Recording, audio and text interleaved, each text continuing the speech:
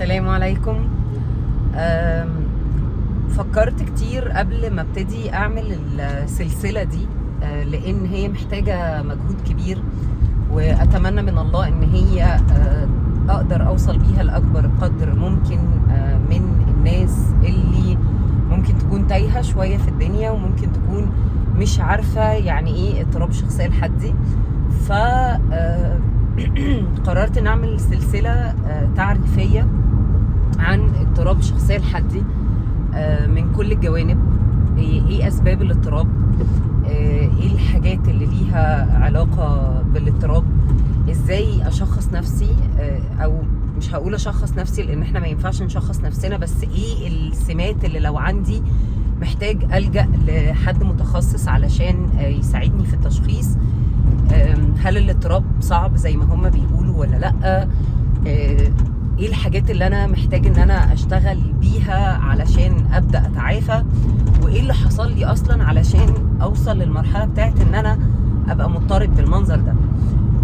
السلسلة دي هي هحاول على قد ما تقدر ان هي تبقى فيديو مش اكتر من 10-15 دقيقة كل ما يبقى عندي وقت وهحطها على اليوتيوب، وان شاء الله باذن الله تبقى كمان سلسلة بتتحط على على مواقع التواصل الاجتماعي، علشان اقدر بشكل كبير ان انا اوصل لكل حد محتاج ان هو يفهم هو فيه ايه، عل وعسى ربنا سبحانه وتعالى يتقبل ان ده يبقى علم ينتفع به. النهاردة 29/8، اول يوم ببدأ فيه ان انا اتكلم عن الاضطراب، ونقول بسم الله. وهقول لحضراتكم الاضطراب ده عبارة عن ايه. واحنا بنتعامل مع الناس بشكل كبير بنلاقي مشاكل كتيرة ليها علاقة بان الناس بتبعد عننا، ليها علاقة بان انا بحس ان انا غريب وسط الناس، ليها علاقة بان انا حاسس ان مش عارف اتعامل مع الناس. فبالتالي بلاقي ان بشكل كبير بحس ان العيب فيا انا.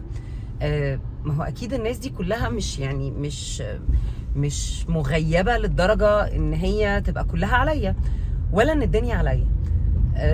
اضطراب الشخصية الحادي هو اضطراب بيعرف ان هو او اسمها ايه دي، بيسمى او بيصنف ان هو اضطراب من الاضطرابات اللي على حاجة اسمها الحدود الفاصلة بين الذهان والفصام، وبيعرف ان هو اضطراب شديد وصعب جدا.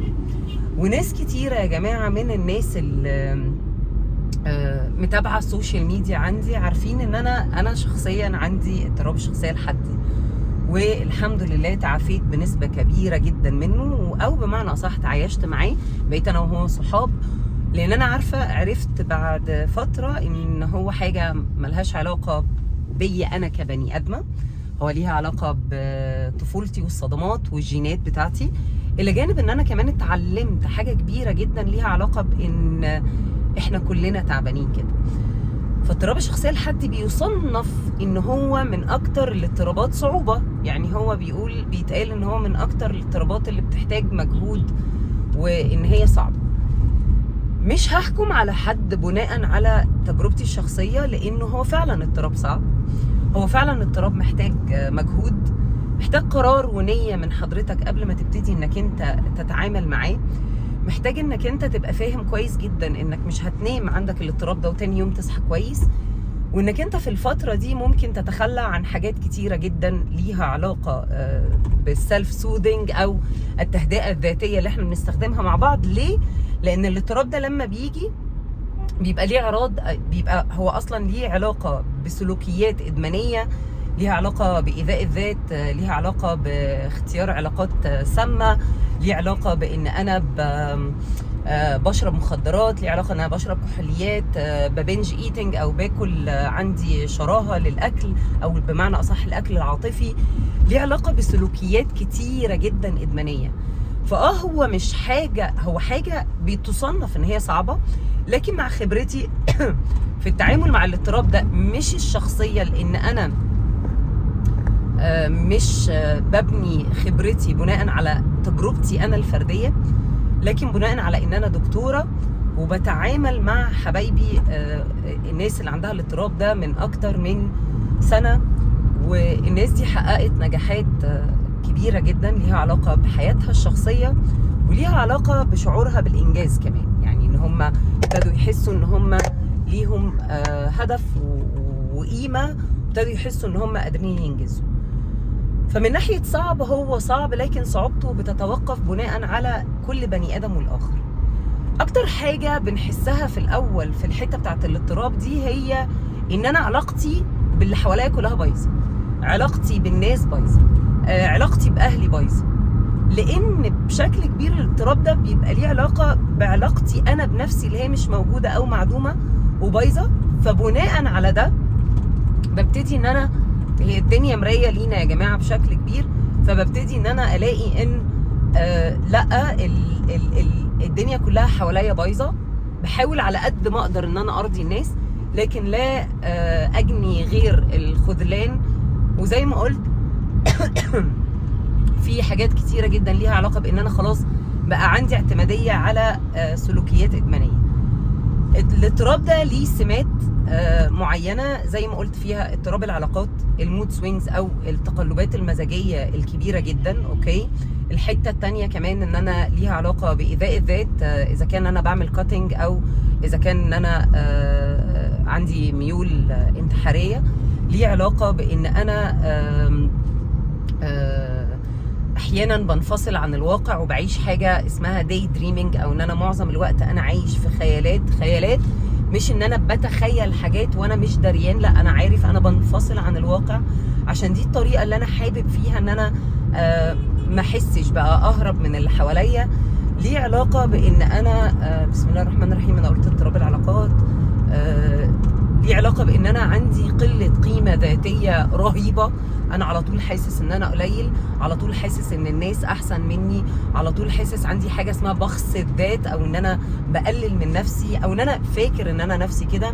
ليه علاقه بان انا كمان عندي خوف من الفقد عجيب، عشان كده بلجأ للسلوكيات الادمانيه. انا فكره ان الناس تبعد عني دي حاجه كبيره جدا.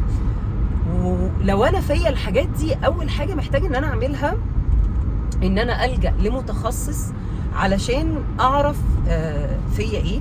لان بشكل كبير يا جماعه احنا دكاتره وبنحتاج ان احنا ناخد وقت علشان نبتدي نشخص الناس، علشان الناس الامراض لا تاتي فرادى. يعني ممكن حد يجي لي عشان بيشرب مخدرات فيطلع عنده اضطراب الشخصيه الحديه، وفي نفس الوقت ان هو كمان حاجه اسمها شخصيه معاديه للمجتمع، او يكون حد عنده رهاب اجتماعي وفي نفس الوقت عنده بوردر لاين او عنده اضطراب الشخصيه الحديه. فانا اول ما الاقي نفسي ان الدنيا بايظه مني كده، اول حاجه اعملها ان انا مش هينفع يا جماعه ان احنا نشخص نفسنا. يعني صعب قوي ان البني ادم يشخص نفسه، لان حتى حضرتك لو شخصت نفسك فانت بتشخص نفسك بدماغك اللي ممكن تكون لسه مش شايفه الموضوع بشكل صحيح. انا بقى كانسان عندي اضطراب شخصيه حدي بعمل ايه؟ ببقى ماشي عمال متعفرت على الدنيا كلها. عندي في ناس خدت اسلوب تجنبي، وده هيجي بعدين لما هنيجي نتكلم عن ميكانيزمات الدفاع. اسلوب تجنبي ليه علاقه بان انا خلاص بقيت بتجنب كل حاجه، ليه علاقه مش فارق معايا. وفي ناس بتقعد تقول لي لا على فكره انا الناس ما بتفرقش معايا، انا اصلا اي حد بالجزمه وبره يعني. فبس وده اصلا مش الطبيعي بتاع العلاقات ولا الطبيعي بتاع الدنيا. الحته الثانيه ان في ناس كمان بتوصل لمرحله بتاعه ان انا ماشي عمال بتعفرت وبتخانق وبزعق ودي طريقه برضو انا بحاول بيها احمي نفسي او احمي الطفل الداخلي، او ان انا اعبر بيها عن نفسي، لان انا عندي شعور ان انا مش متشاف. في ناس زي ما قلت بتلجأ للمخدرات، ودي طبعا نسبه 98% او 99% عشان من الناس مش المخدرات، انا بتكلم هنا عن السلوكيات الادمانيه. في ناس بتبتدي ان هي تبقى بيبل بليزر، او ان هي بتمشي في الدنيا تفضل تحاول ان هي ترضي الناس على امل ان هي تتشاف وتتحب وتتقدر. في ناس تانية بتبتدي ان هي تعمل حاجه اسمها سيلف اجراندايزنج، او ان انا ابتدي اتكبر وان انا ابتدي اتعامل مع الحياه بان انا اكتر حد فاهم. مش فاهمكم انتوا كلكم كلاب كده، محدش فيكم فاهم. في اساليب دفاعيه كتيره جدا هناخدها ستيب باي ستيب كده ونعرف فيها هو ايه اللي احنا بنعمله. ف انا النهارده لسه مش مجمعه قوي افكار، على قد ما انا بحاول ان انا احط بيز لاين في ان حضراتكم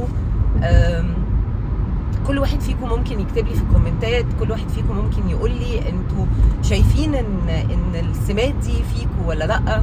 زي ما قلت السلسله دي محتاجه يعني هتكلم فيها كل يوم ان شاء الله في حاجات ليها علاقه بالاضطراب. احنا بنحس بايه، الناس شايفانا ازاي، قد ايه كلام الناس بيفرق معانا، قد ايه ازاي نتعامل مع حساسيتنا للنقد والفقد، ازاي نتعامل مع صدمات الطفوله. على قد ما اقدر هحاول ان انا اعمل ده مع حضراتكم بعيدا عن العلاج. وطبعا ده لا ينفي ان العلاج مهم جدا جدا جدا، لان في حالات بتبقى اصعب من ان هي تقدر تعمل كنترول على نفسها، او ان هي تقدر تتعافى ذاتيا، ان هي تفهم نفسها، خصوصا حبايبي اللي بيبقوا لسه في سن صغير، لان بيبقى عندهم الاندفاعيه عاليه جدا. احنا بقى بنحس بايه؟ بنحس ان احنا انا على طول بقول الاكسبريشن ده، بقول احنا شكلنا بالنسبه للناس عادي، يعني الناس شايفانا ماشيين عادي وبنتعامل عادي في الدنيا، مش باينه. الاضطراب العقلي يا جماعه، او مش اضطراب عقلي لان احنا ما عندناش اضطراب عقلي، الاضطراب النفسي بيبقى انا ماشي في الدنيا باين للناس ان انا عادي، لكن ردود افعالي عشان مش عاديه الناس مش فاهمه. انا بقى هنا حاسس بايه؟ حاسس بشكل كبير ان انا ماشي في الدنيا عندي حرق تحت جلدي، يعني جلدي ده باين ان هو سليم للناس، لكن انا تحت جلدي عندي حاجه اسمها حرق من الدرجه الثالثه.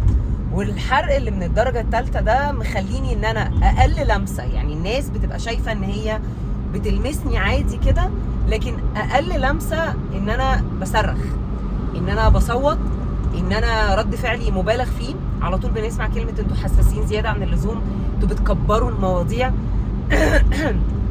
لكن لا، احنا مش بنعمل كده. احنا فعلا ده اللي حاسينه بناء على ان احنا اتعرضنا لحاجات كتيره جدا ليها علاقه بالطفوله، وده اللي هنعرفه ان شاء الله في الفيديو بتاع المره الجايه.